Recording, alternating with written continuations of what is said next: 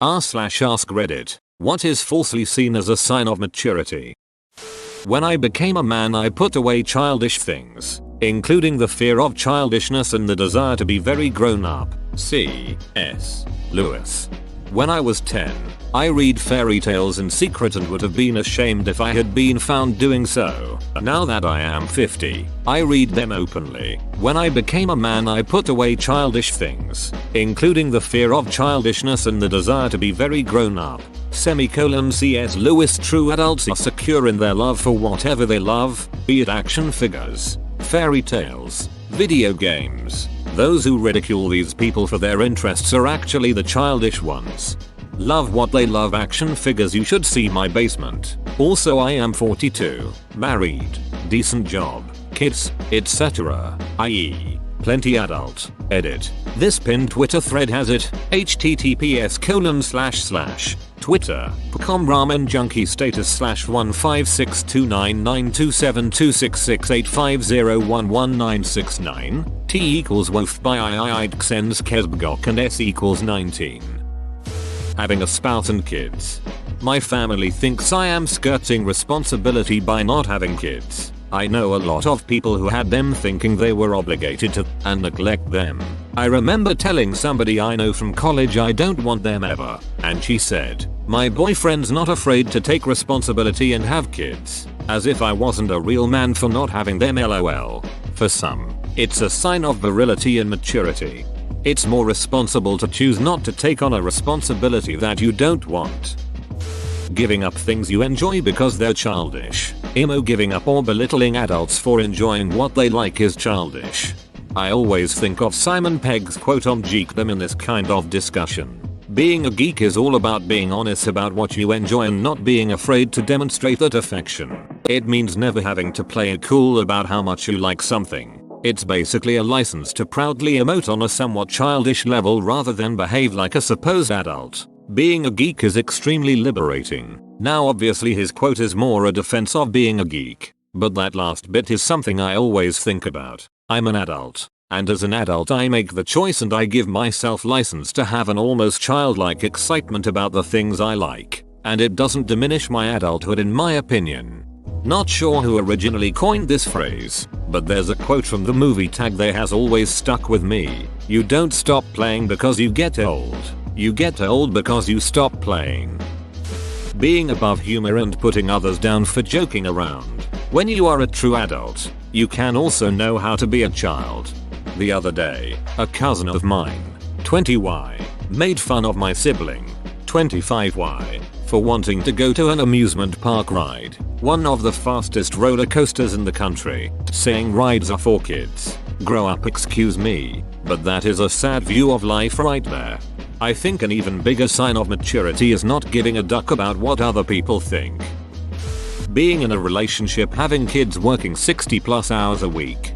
I need folk to understand working 60+ hours and being proud isn't the flex they think it is. Edit. Holy crap, hello all 2,000 of you.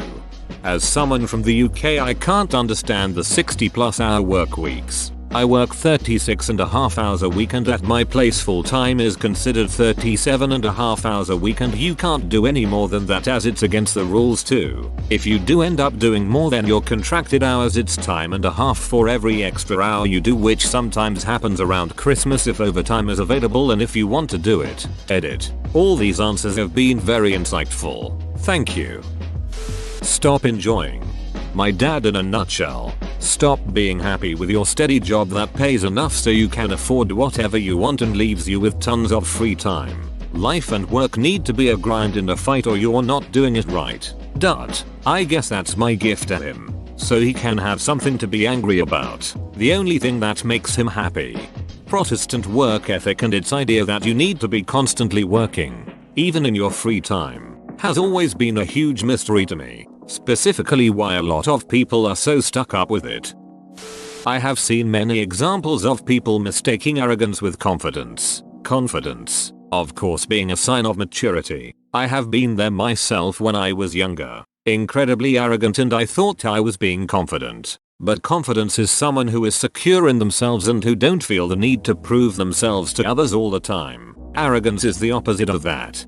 As someone, M33, who's never been more confident about themselves, work and life in general, I fully agree. I have two co-workers, M18 and M21, and they constantly try to outdo each other, and the youngest tried that with me, too. I was probably like that when I was their age, too. Hell, I've noticed my confidence level rising since I became a dad 17 months ago. I don't feel the need to go head to head over something irrelevant anymore. Very happy about that. What was the head to head? Push-up contests in the office? Not acting childish. Sounds so strange, but the most mature people usually have no problem tapping into their childish or silly sides. Immature people overdo it trying to be cool. Conversely, telling someone they're a stick in the mud because they aren't comfortable acting a certain way. I'm a naturally reserved person. I like quiet music, peaceful settings, and spend a lot of time in quiet contemplation. It doesn't mean there is something wrong with me. Not feeling required to be a certain way is probably the best all around for this. The real mark of maturity is knowing that people are different and appreciating them for their differences. Having children. You can have children when you're 13. Doesn't make you an adult. The shocked face of Alfie Patchen, who became a father at 13, comes to mind. The media was in a frenzy covering this incident. Not apologizing to younger people.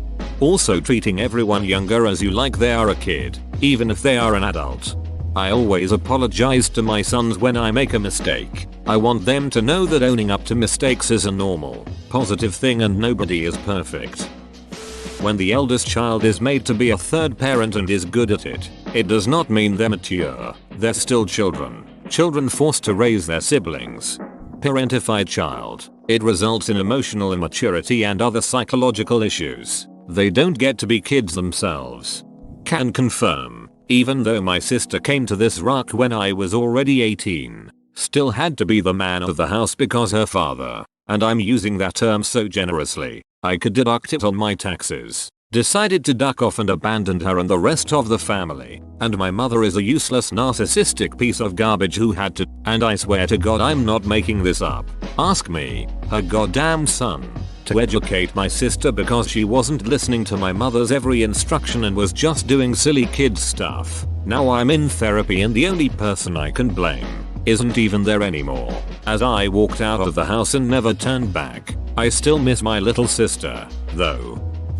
Having a career requiring very specialized expertise. I know doctors and lawyers who are incredibly emotionally immature. Their kids are usually good evidence of this hidden secret. You mean having a career that must be prioritized over your family can have detrimental effects? Yes. That. But it's also what often drives people to go into high status fields. Insecurity. Not true for all, but many place this insecurity onto their children. It crushes childhood creativity, as the parent expects an adult level of competence from the child. The child then usually takes one of two paths, relentlessly trying to achieve goals they don't even know if they want, giving up on themselves because it's hopeless to even try to achieve what their parents have. For most teenagers, they aren't able to envision long-term development of competence without a mentor's assistance. This is why you often see the children of doctors, lawyers and CEOs as either unable to have naturally flowing and enjoyable conversations. They're trying to control everything. In dead-end jobs. They were never inspired by their chosen field because they didn't really choose it. Or addicts. As a way to cope with having no direction or comparative self-worth. Being stiff and mature. Basically putting yourself above others due to their position in comparison to yourself. That just shows insecurity if anything. Young people tend to go through a phase where they try desperately to distance themselves from childish things. They are so very super serious. In this phase, fun is not for adults. Meanwhile, here I am at 40 giggling at Ninja Turtles cartoons. Being an adult does mean you have to make room for serious things. And for sure, a lot of modern adults are far too invested in trite frivolities for their own good. But if you cannot turn it off now and then and laugh at Scooby-Doo, I feel bad for you.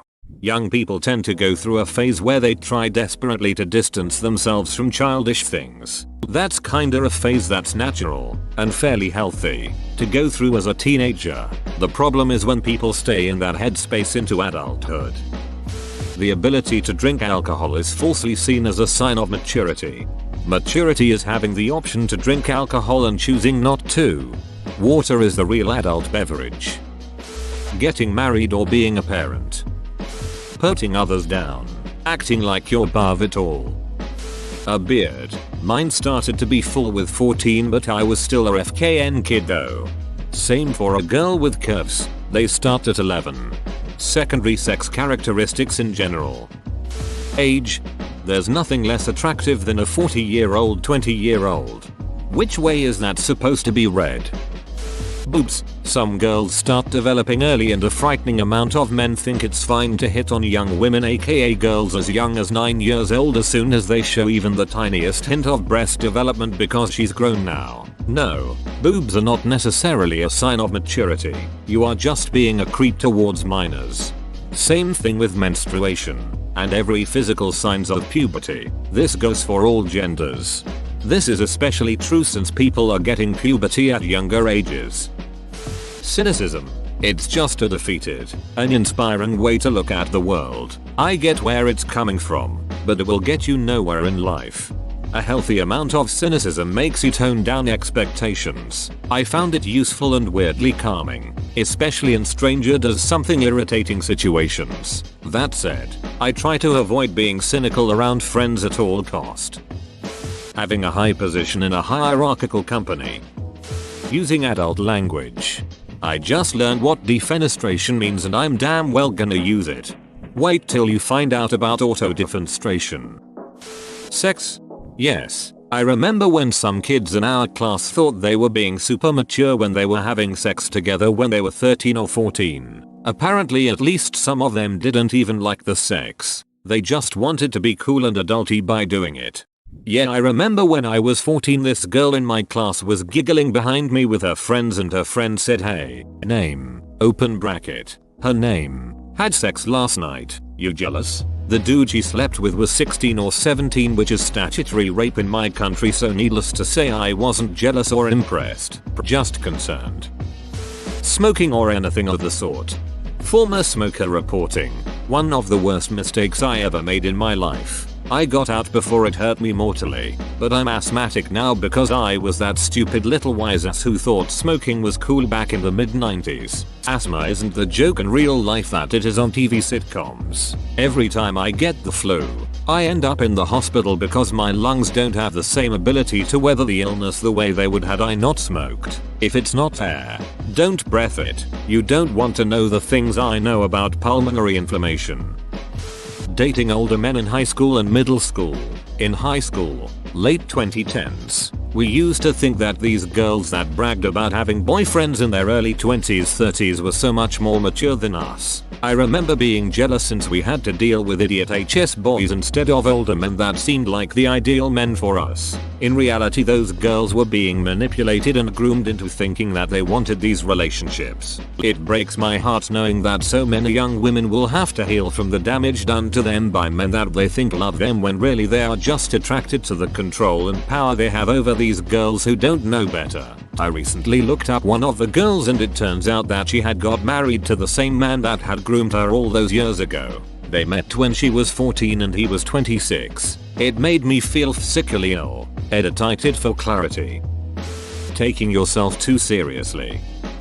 Independence. It's a low bar and just means you can survive if left alone. Interdependence is key for societies to work. It means other people can rely on you and more importantly you know when you need to rely on other people. People. Living independently and independence in the growth stages of dependence. Independence interdependence are two different things. At the same time interdependence and codependence are different as well. Thank you. Parents, please teach your kids that it's okay to ask for help.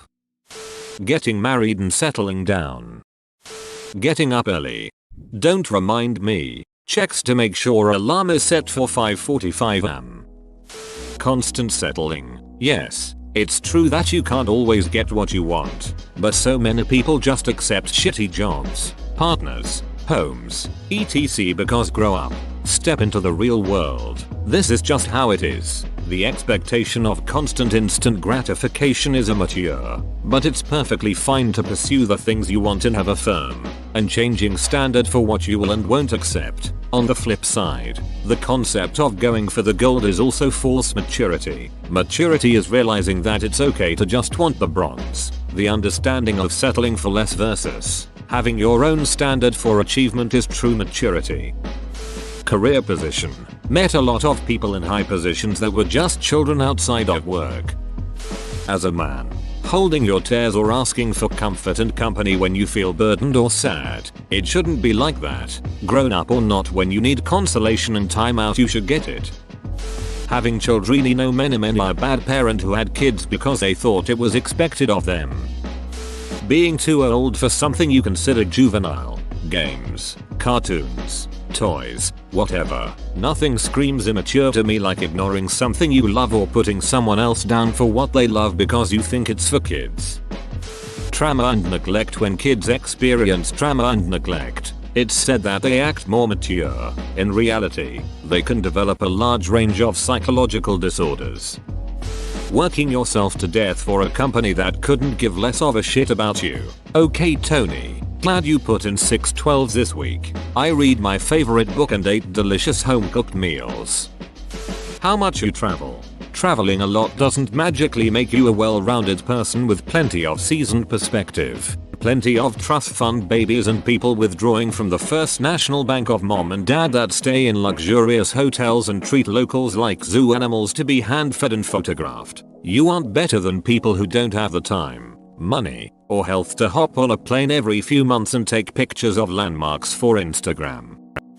Taking shit to keep the peace, to seem respectful, or to be the bigger person. Saying you're mature for your age is pretty ducking immature. Girls getting their period. A lot of people think girls become women when they start their period. I was 10 when I started mine and still a little child. Not partying. You can still be an adult and have fun. Whoa, you made it to the end? You're a ducking beast. I'll cut you a deal. Smash like and subscribe for more curated content, bruh. It's free and that's a great price.